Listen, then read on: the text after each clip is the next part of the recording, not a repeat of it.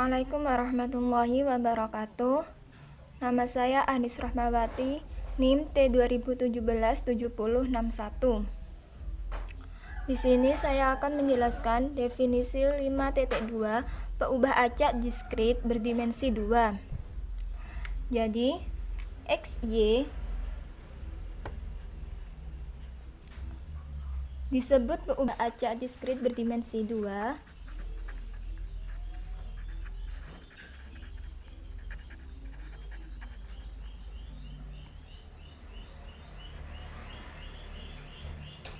jika banyak nilai-nilai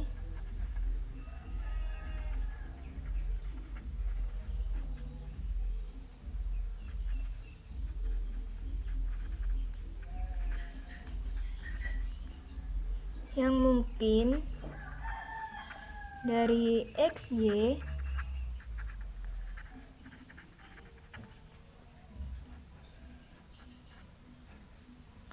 salah satunya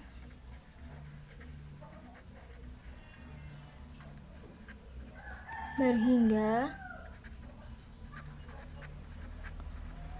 atau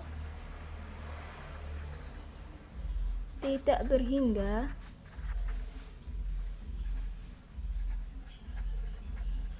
tapi dapat dihitung.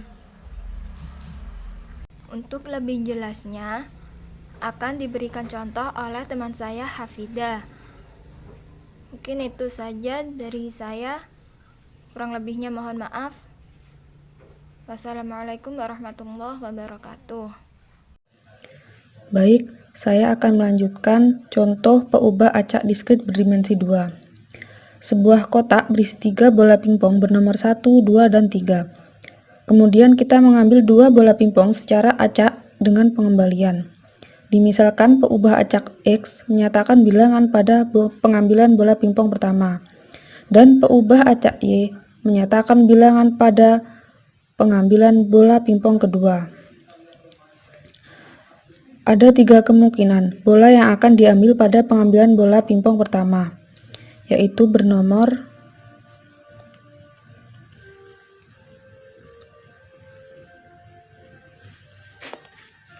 1, 2, atau 3.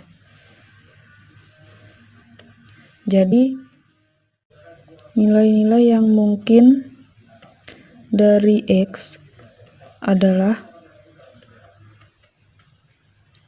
1, 2, 3. Pada pengambilan bola pingpong yang kedua, karena bola pingpong pertama yang terambil dikembalikan kembali ke dalam kotak, maka juga ada 3 kemungkinan bola yang akan diambil pada pengambilan bola pingpong yang kedua, yaitu bernomor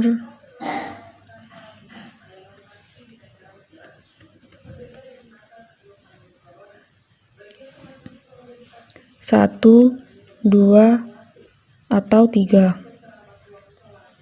Jadi, nilai-nilai yang mungkin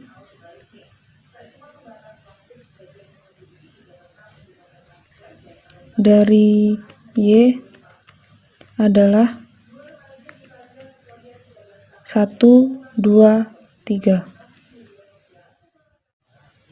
Karena kedua peubah acak X dan Y mempunyai banyak nilai-nilai yang mungkinnya berhingga, maka X, Y termasuk peubah acak diskrit berdimensi 2. Saya Ana Aulia. Saya menjelaskan definisi 5.3 tentang peubah acak kontinu berdimensi 2. Seperti yang bisa kalian lihat, dimensi ini berbunyi bahwa XY disebut peubah acak kontinu berdimensi 2 jika banyak nilai-nilai yang mungkin dari X dan Y masing-masing berbentuk sebuah interval. Jadi intinya dalam definisi 5.3 ini terdapat 2 variabel, yaitu X dan Y.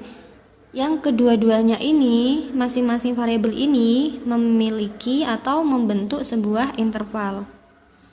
Jadi bedanya dengan peubah acak kontinu saja itu dia memiliki satu variabel, sedangkan peubah acak kontinu berdimensi 2 ini dia memiliki 2 variabel.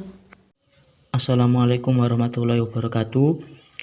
saya Imam Fauzi akan melanjutkan penjelasan dari pemateri sebelumnya. Di sini saya akan memberikan contoh dari peubah acak kontinu berdimensi 2. Seorang wanita sehat yang berusia 20-29 tahun memiliki kadar kalsium dalam darahnya yaitu X, biasanya antara 8,5 dan 10,5 mg per desiliter. Sedangkan kadar kolesterolnya yaitu Y, biasanya 120 dan 240 mg per desiliter.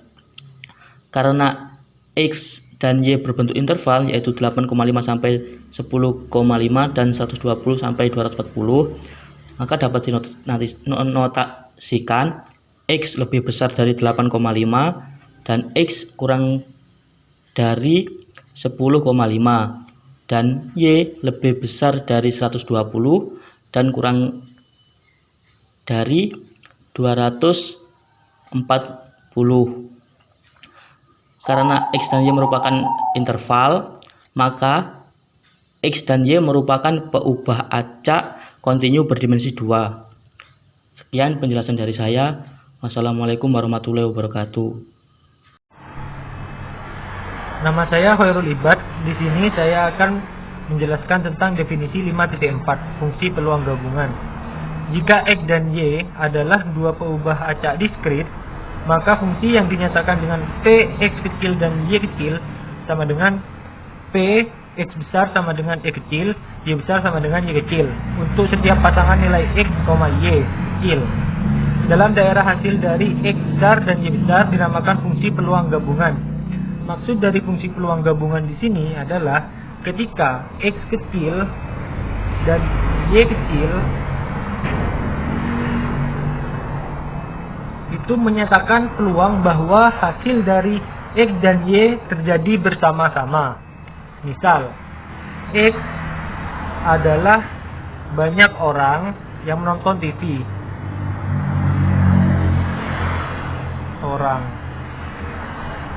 Sedangkan Y itu adalah channel TV.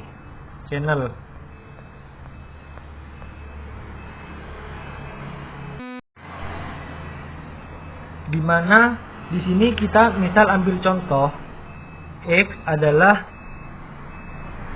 7 dan Y channel TV itu misal channel A. Berarti ketika ada 7 orang anak atau orang itu menonton channel A. Jadi peluang gabungan di sini P dalam kurung 7,A. Artinya fungsi P menunjukkan bahwa ada 7 orang anak sedang menonton channel A. Seperti itu. Untuk contoh-contoh, ya mungkin itu saja dari saya. Terima kasih. Assalamualaikum warahmatullahi wabarakatuh. Saya Maris Harifatul Laili akan menjelaskan tentang sifat-sifat fungsi peluang gabungan. Nah, sebuah fungsi dengan dua peubah acak dapat digunakan sebagai distribusi peluang gabungan dari pasangan peubah acak diskrit X dan Y. Jika dan hanya jika nilai-nilainya yaitu P peluang X dan Y memenuhi sifat-sifat sebagai berikut. Nah, terdapat dua sifat-sifat fungsi peluang gabungan. Yang pertama yaitu Px dan Y lebih besar sama dengan 0. Nah, untuk setiap pasangan nilai X dan Y adalah daerah asalnya. Yang kedua, jumlah dari peluang X dan Y sama dengan 1. Nah, maksudnya yaitu seumpama peluang pelemparan koin, nah yaitu kan ada angka dan gambar. Jadi peluangnya nanti yang munculnya angka dan gambar jumlahnya sama dengan 1. Nah, kan sudah pasti jumlah dari sebuah peluang yaitu sama dengan 1. Nah, lebih jelasnya lagi dapat dijelaskan oleh teman saya yaitu Yusril untuk menjelaskan contoh dari sifat-sifat fungsi peluang gabungan. Terima kasih. Oke, assalamualaikum warahmatullahi wabarakatuh. Di sini saya Yusri Rahmat Fatoni. Saya akan menjelaskan tentang contoh 5.3. Nah, di sini ada soal yaitu fungsi peluang gabungan dari X dan Y berbentuk Px Y sama dengan C X plus 2Y, di mana X 0123 dan Y 0123. Nah, yang pertama, A. Tentukan nilai konstanta C. Nah, kita tahu bahwa peluang itu nilainya 1. Nah, jadi kita masukkan nilai-nilai dari X dan Y terhadap fungsi ini, terhadap fungsi peluang C dalam kurung X plus 2Y. Nah, yang pertama, P X-nya 0, Y-nya 0. Itu menghasilkan 0C. Lalu P X-nya 0, Y-nya 1, menghasilkan 2C. Kita coba masukkan ya. 0X, X ganti 0, Y diganti 1. Jadi tinggal 0 plus 2 sama dengan 2C. Lalu 0, X-nya 0, Y-nya 2, menghasilkan 0 plus 4, jadi 4C. Nah, 4C. Dan begitu seterusnya. Jadi sangat mudah, tinggal memasukkan nilai-nilai yang ada di X dan Y terhadap fungsi peluang tersebut. Sehingga setelah kita masukkan sama dengan 1, kita peroleh bahwa jumlah keseluruhannya itu 72C sama dengan 1. Jadi nilai C yaitu 1/72. Oke. Selanjutnya yang B. Hitung P X sama dengan 2, Y sama dengan 1. Nah, ini tinggal kita masukkan nilai X2 ke fungsi peluang yang diketahui dan Y1 kita masukkan ke fungsi peluang yang diketahui. Nah, jika Y-nya 2, jika X-nya 2 ditambah Y1 jadi sama dengan 4 kan ya, 4C. Kita ketahui bahwa C sama dengan 1/72. Nah, jadi 4 sama Px sama dengan 2Y sama dengan 1 sama dengan 4 dikali 1/72 sama dengan 4/72 sama dengan 1/8. Oke, betul ya. Kita lanjut ke yang C. Hitung Px lebih besar sama dengan 1. Berarti otomatis X yang masuk yaitu 1, 2, 3 ya. Dan Y yang masuk Y itu lebih besar, kurang dari 2. Jadi kurang dari atau sama dengan 2. Jadi 0, 1 dan 2 ya. Yang buat yang C ini. Yang C, oke. Oke, jadi kita tinggal sama seperti penyelesaian A dan B, kita masukkan angka-angka yang ada di Y dan X tersebut ke dalam fungsi peluangnya.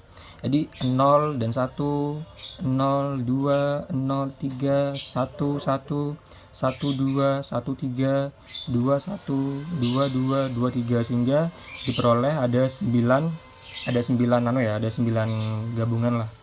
Nah, diperoleh ini setelah kita operasikan jadi 1 plus 3 plus 5 plus 2 dan sampai 7. Ini ada 9 ya. Jadi 1/2 dikali ini ada 36. 36/72 sama dengan setengah. Jadi peluang dari X lebih besar sama dengan 1 dan Y kurang dari sama dengan 2 itu adalah setengah.